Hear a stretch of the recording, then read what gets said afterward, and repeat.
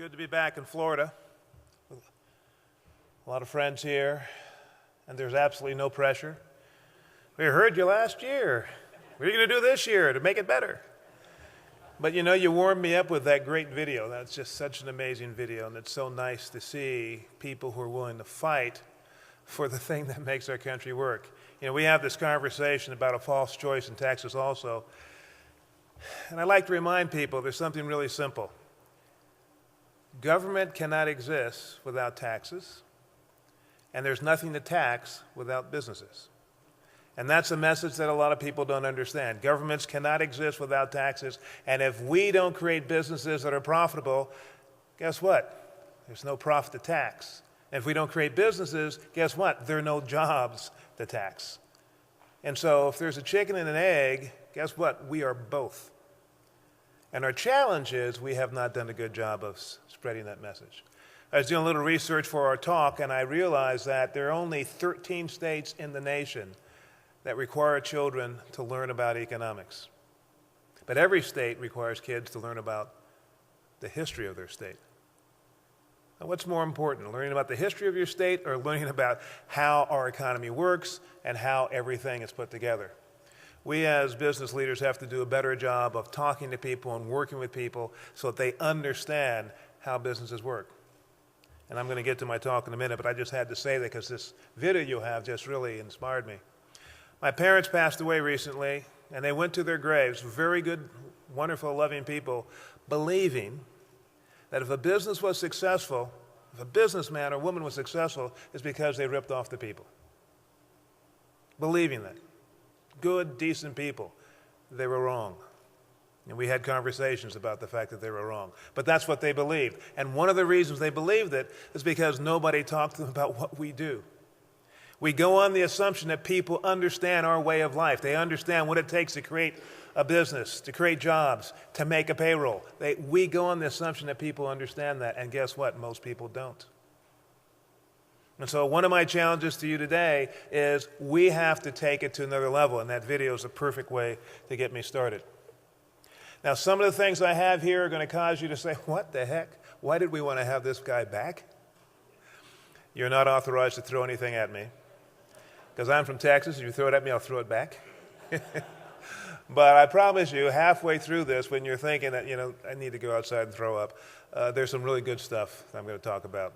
There's not much duplication. There's a little for those of you who were here last time. So let's get started. Lots changed in the past year since I was last here. And again, thank you very much for honoring me and asking me to come back. It doesn't happen very often. Typically, they ask me to stay away. But the Eurozone, which has been in crisis since 2008, continues to be in crisis, and that's not going to change anytime soon. And Hugo Chavez got reelected. He says legally. Most of my friends in Venezuela do not agree that that was legal. And the only question is whether the good Lord will take him before he serves his term. I'm not going to wish anything bad about Hugo Chavez. I'm going to try hard not to anyway. And the Middle East. We have Turkey and Syria on the verge of war. At one point, we thought we were going to have Israel and Iran on the verge of war, and then the Israelis said, let the Turks and the Syrians go after each other. They'll take out Iran for us. But it's a big issue for us because if that part of the world goes up, our oil prices are going to start to resemble California. In parts of California, gasoline is past $6 a gallon if that reason goes up. Speaking about oil, there's a good possibility that Nigeria may be split in half. The Muslim north separated from the Christian south.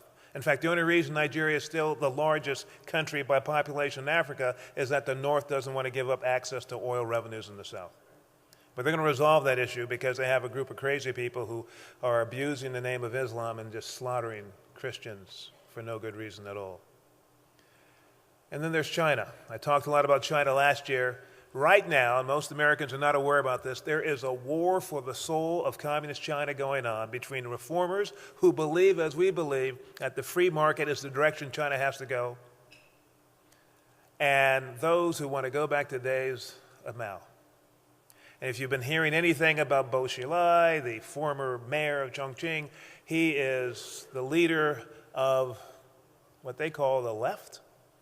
The new left in China are the folks that want to go back to the crazy times of Mao Zedong. And that war is going on. It is the most brutal war. For any of us who study China and know about what's going on in China, it makes our politics look like kindergarten play. And it'll be resolved 2 days after our election. And then we'll know where the largest country in the world and the second largest economy in the world will go based on who wins that war. And while that's going on, the growth in China is slowing down. And while the growth in China is slowing down, we're continuing to borrow more money than we spend. We have this crazy idea that we can spend more money than we bring in forever and there will be no consequences. Yet another bit of indication of our failure to teach people basic economics. People actually believe that. And in 28 days, we're going to have an election. Most of the attention is focused on who's going to be our next president, whether Obama's going to be reelected or it's going to be Mitt Romney. But this election is not just about president. This election is also about Congress and about the Senate. And it really doesn't make a difference who's in the White House if we have people with no backbone in Congress. And so it's very important for us in the business community. I don't care what party, this is truly nonpartisan. I don't care what your party is. I care about this. We must elect people who have the discipline and the backbone to make hard decisions. Because as you'll see from the next set of slides I'm going to share with you, there are going to be a lot of hard decisions that have to be made. Now, I give talks all over the country. And I go to some places where people say, the good times are coming back. I'm listening to the government. It says, unemployment's gone down, job growth is going up, the good times are coming back. And so if we just hold on a little longer, we can do things like we've always done it in the past. And I ask them, well, what if that turns out not to be true?